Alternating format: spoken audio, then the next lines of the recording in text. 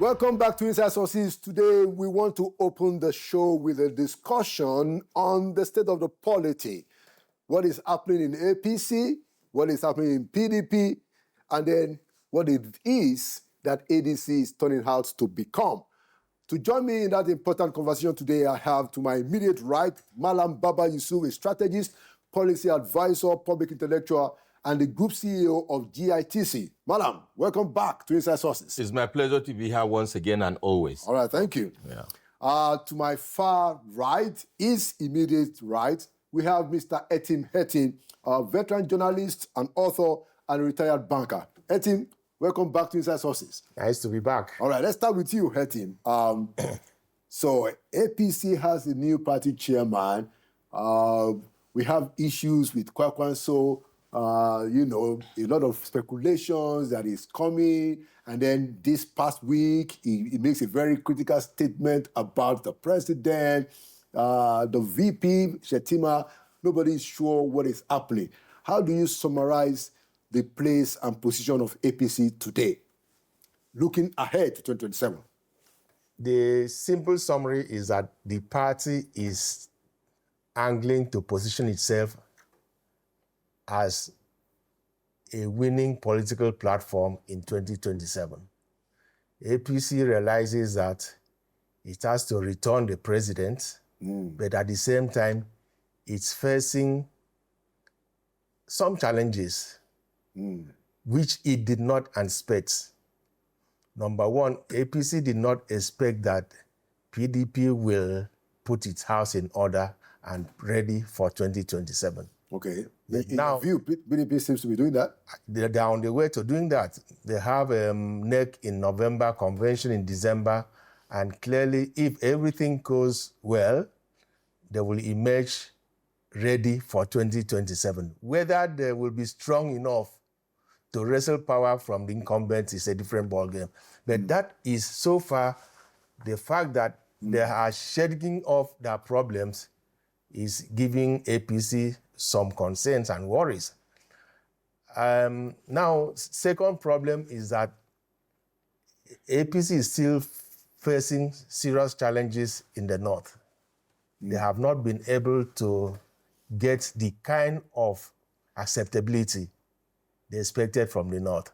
With the death of President Buhari, the 12 million voters are in disarray, and APC is desperate to grab a big portion of it. And it wasn't by the fact that Dr. Kwakwanso is playing the beautiful bride. I don't know whether he's playing difficult to get or he's serious, but APC is so worried that they have not been able to bring Kwakwanso into the nest. They had promised him vice presidential slot, and he's turned it down. I think Dr. Kwakwanso will go down in history as the only man that has said no to President Tinubu. If he eventually will keep to his words. Okay. All right. So we're going to come around, but I'm going to pose a different question to Malam Baba, and then at the end, we will bring it all together. So I ask Etim to look at it from the point of view of APC. I want you to look at it from the point of view of PDP, and possibly, ADC, if in your view it is connected. Do you think that PDP is rebounding, and how do you see their prospect in 2027? Well, I will still maintain my consistent position so far. I'm still not convinced that PDP will come out of this stronger. The signs are still not there for me. From my experience as a political apparatic, from my experience as a strategist and as a Nigerian who has seen different phases of politics in Nigeria and other places, because the dramatis personae are still people that are not ready to negotiate power, Prof, to sit down and look at the issues and address the common denominator issues. That would have given me the sign that they are going to go out of this, situation to bounce back. You have now a Sheyi Makinde that is coming out to take, a very strong position. We have Nyesom Wike, who is still holding strongly so to the party structure in a way that is playing the spoiler, a factor for PDP. And then you have the veterans, with profound respect to them, the foundation leaders of the PDP, in the presence of Chief Bode George, in the presence of Professor Jenny Gara and others, who I really, really doff my cap for their consistency and still remaining in the party regardless of the challenges. Albeit they are becoming the proverbial godfathers of the party. No clout, no influence, no political structure to hold on to. But of course, what makes them godfather? No, a godfather could be old and lame, but you give him that respect of institutional memory, and you give him that reverence of quote and unquote grandfather. Sorry, I wanted to say grandfather, not godfather. Right, so I'm sorry about that. It's grandfather, not godfather. And then you have the political godfathers now that have taken the structure for the right or the wrong reasons, taking different, positions. You have also a governor, Bala Mohammed. And I want everybody to take note of this. That man has a game up his sleeve. And that game up his sleeve, yes, is going to disrupt this entire already unbalanced, political permutation. Let's put this starkly, Malam. You believe that Bala Mohammed wants to be president? Absolutely. Yes. And he's not gonna back down.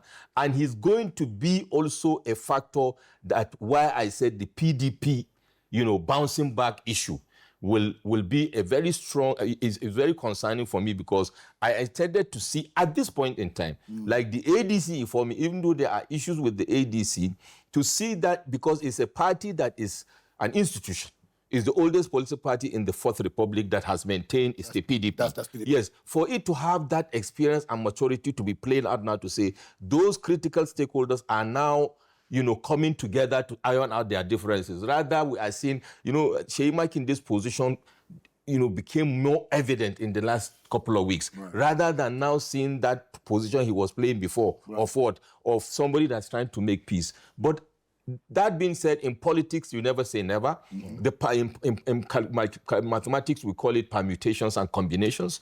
They are going to continuously increase. And then the experience and the political maturity of these people will be able to make them realize at some point that they need to align. The question is, will they align on time? Very important analysis from both of you. I'm going to make a description of what I see. And then of course we bring in ADC, and then you guys will also comment. So basically we are looking at what might happen in 2027. So in my view, APC is still the party to beat. In my view, and I think what the president has done this past week, and we know he's the president, by picking Netanwe Iwata as the party chairman, returning, the chairmanship to the North Central is a very smart move, because that was the agreement that even produced him in the first instance. Now he had shifted by bringing Ganduje, and then he seems to have corrected that. The challenge that he has, which Etim pointed to, is that there seems to be some problems coming from the far north about his acceptability. So APC has a problem in the north, far north, in my view. But I think the president is trying to wrap up the southern Nigeria, and that's why you see all these defections. And he's trying to also corner North Central. And then looking up to somebody like Kwakwanso in the northwest to shake up things. We don't know how that will end up. Now, PDP, and then you guys will comment. PDP, in my view, has quite a few power centers that are opening up now. Madam called them the grandfathers, and I think that's apt because they don't have so much of a power. They are the ones that are trying to see that, look, let's take this thing. By the way, they've decided that it's going to the south. I think so. ADC will pick Atiku. PDP is dangling the ticket to Peter Obi. They are luring him with it. He's likely going to take it. And of course, APC will field the president to go for second term. So we are almost going to have a repeat of 2023. Exactly that. And that serves the president. And that serves the president right. Yeah. In fact, Peter Fayose was on TV last night, and he made this prediction. The president will win, Peter Obi will come second, Atiku will come fourth. I forgot who he said will come third. Not very sure, but certainly the president will win, I'm sure. I don't know where Peter Obi will stay, but like you said, the configuration is good for the president because the president has secured most of the South. Right. Even making forests into Southeast, which he did not do before 2024 now. So the battleground state is the North Central, and the president is playing well there. If he gets the 17 states of the South, he needs just about 7 states up north. Do you think that if Peter Obi is on the ticket, he can get the Southeast? He will share the Southeast with Peter Obi. The president needs 25%. Right. He will share, he will take Abia. Anambra is, all the states in the Southeast, all the governors are already saying, we will support the president. Unlike what happened in 2023. And you think that an Obi on the ticket wouldn't change that? He will change that, but the president rather will do better than he did. My point is that the president will do better than he did. 2023. Yes, in 2023. That means Obi will do a little less than he did. Yes, he probably will beat the president in most of the states, but the president will do well to get 30% in most of the Southeast states. Okay. And that's augur well for him. For him. Okay. Madam. Yeah, I agree with the analogy. I mean, your analysis with regards to the APC position. But what I think the biggest problem of APC now is not even the regions. The biggest problem APC will have is APC. And one of the biggest problems the APC will have that is APC is that cultural issue of managing success. Of it. Complacency is the word. APC is simmering underneath. Underneath it, there's boiling disenchantment and frustration. Do you think that is mostly from the north? Yes. Okay. That is one. 2, by the way, I need to say this on record. The conversation about the 12 million is in this area or some blocks have taken it. The message is, and the truth is, the 12 million votes of President Muhammadu Buhari, may God bless his soul, died with him. There is no votes to share.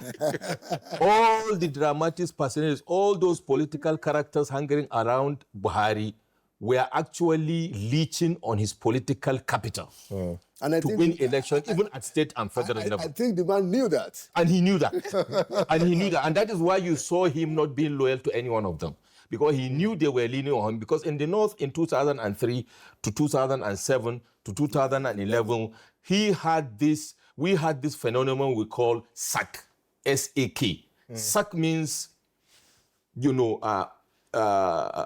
like uniform. So the SAK concept started, in the North, especially Kano.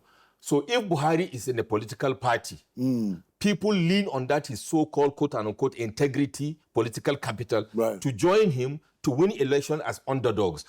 Malam Ibrahim Shekalo became governor in Kano State in 2003, and you had the likes later on of other governors and others, including El-Rufai, including Al-Makura, including senators and Federal House of Reps. And he knew that they were leaning on him to get this. None of them had any political capital. I want them to bring empirical facts to that effect. True. And they never made any effort to build any political structure. All the while they were leaning on him and leeching on him. And now he is dead with his votes. That's a good point. I am for everybody, I am for nobody. And that's the fact. So, hello, all those people that were posturing now will now have to answer their name correctly, politically. Having said that, and that is a pointer now to the game of APC, because it helped APC to win election in 2015.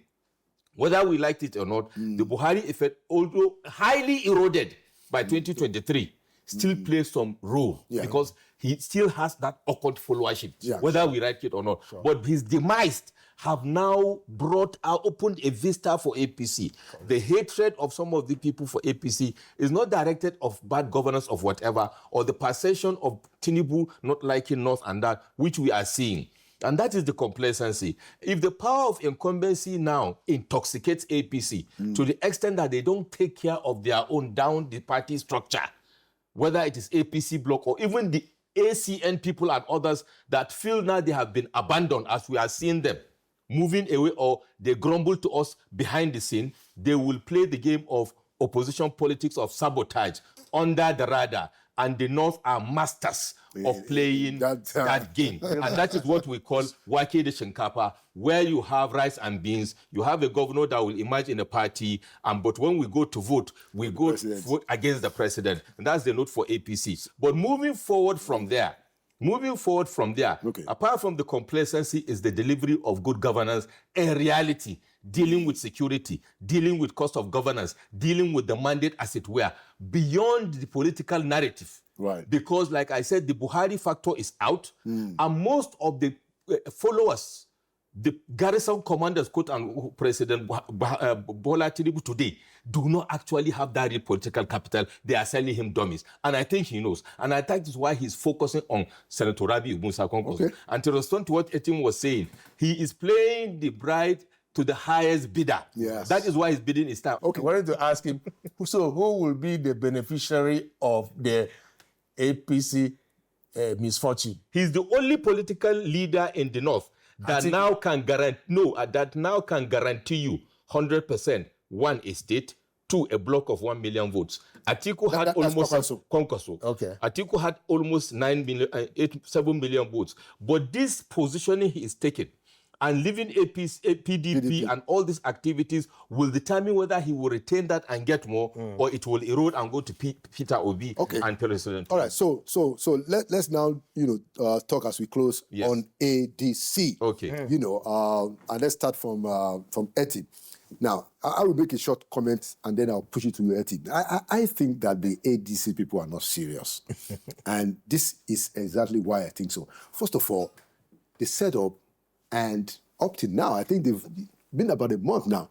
There's nothing about the manifesto. Nothing at all. The best that you had is Bolaji Abdullahi, say that, yes, we are working on the manifesto. That's very bad. Yeah, so you guys tell us, you've told us that you've been doing this thing for like 2 years. That's what they said. Yeah.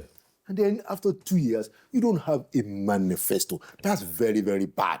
But even worse is the kind of people that they are throwing up. Yeah. Now, with due respect to David Mark, a soldier, a respectable soldier, David Mark does not inspire democratic confidence among the Nigerian people. I agree. And then you have people like Kenneth Okonkwo, and I've said this, and I'm going to say it again. You have people like Kenneth Okonkwo in your midst. That's the guy that you need to be pushing out. That's a new face. But they seem to be totally oblivious of this strategic insight. The best thing that happened to ADC is Aregbe, as the secretary. Correct. Because he has some experience about opposition politics. Correct. If they listen to him, he can make some things happen. Yeah. But hey, Aregbe is just one person. Absolutely. So I haven't seen their level of organization. I haven't seen them demonstrated make any demonstration that they really want to help Nigerian people. Eti. You are right. And besides, they also have another problem, which is the opposition they have run into within ADC itself. Unknown to them, perhaps it's known to them now, APC had penetrated ADC. And that is why you have people like Kachiku, Dumebi Kachiku, the former presidential candidate, now pushing back. And they said that the man has been expelled from the party. Oh my God. So they are now focusing on registering the party they had thought they wanted to register. ADA. That is where the focus is now. They know that there's problem within ADC, just as there was problem with SDP. El Rufai went to SDP initially and found that the executives there were all planted by APC. So ADC has serious problem, but we can only hope that they will recover on time. Either ADA will be registered for them, or they will get their house in order within the ADC himself. It's a big problem. Would they have launched their manifesto right ahead? It's either here or there. They could just be holding on to that until there's still a bit of time. Throughout next year, it's time for politicking. They could use the first quarter of next year and launch their manifesto. I think they just want to settle the teething problems they have found themselves confronting now. Interesting. Quickly for me is that the ADC holding on to the manifesto, I think they are strategic because of the reasons you mentioned and Eti mentioned, that they have a suspicion that the party is already infiltrated, or they will run into headwinds, or they will not even agree amongst themselves. Okay. So don't forget there is another party, whether QQ or AAA, whatever, they are trying to register somewhere in INEC. So they may hold on to the manifesto. We cannot bring out the manifesto in ADC and then transport it to... And then, so we want to wait. And that is going to play against them again. Yeah. And that being said, also for ADC, I said it in another forum, the strength of ADC, I did a SWOT analysis, strength, weaknesses, opportunities, and threats on all the political parties. And so far, like I said, the problem with ADC and PDP is their strength has become their weakness. In fact, including APC. And when your strength becomes your weakness, and you are not moving fast as President Bola Ahmed Tinubu is working, because he recognizes that. So he has a better chance of a head start and the power of incumbency. And the sad thing is the PDP, AD, whatever, and all the political opposition are not able to realize that, to move ahead on time and to align. And that would be the problem. Let me land with this. All those big names in ADC have no political capital because, like I told you, 10 or 20 out of them leaned and leased on President Buhari, who died with his vote. So they have no vote to bring anyway. And at the end of the day, it is that political liability will become a challenge.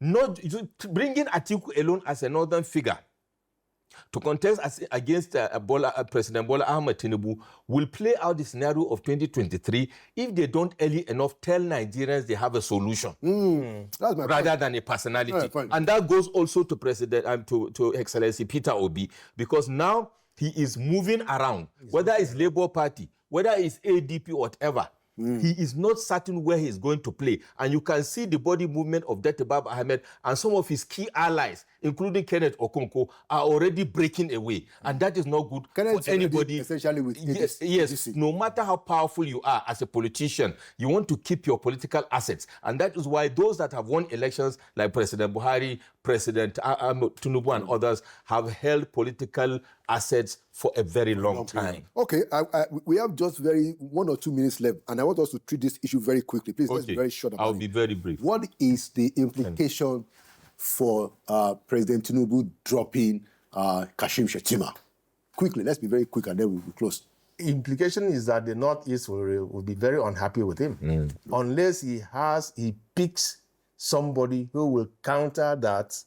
It could be very challenging proposition. Okay, thank you. Just quickly, Madam. Well, it's a catch-22 for President Bola Ahmed Tinubu, dealing with Kano to get Kano, and the court notes that are becoming more disgruntled versus, dropping an incumbent vice president that is meek and amiable, but is coming from a region, especially a state or group of states that have this sense of pride that they don't toy with. You don't toy with the pride of the Northeast, and they can die trying. So it will cost him either way. But I think the safest play for him now is dicey, because he needs to ensure that he gets the Northwest votes, which he's not sure he's going to get without Buhari, to do that. So he has to do the calculation to see. Balancing. Yeah, because, politics is not sentimental. Yeah. It is where he will get the major votes, sadly so. with due respect to Kashim Shettima, that he will pick his VP. At the end of the day, that is the permutation that works. Politics is a game of numbers, but you cannot discountenance anybody or any region, especially an incumbent VP like Shettima that is becoming very popular. All right, thank you so much, gentlemen, for those very insightful analysis. Malam Baba Yusuf Thank you. and Mr. Etim Etim.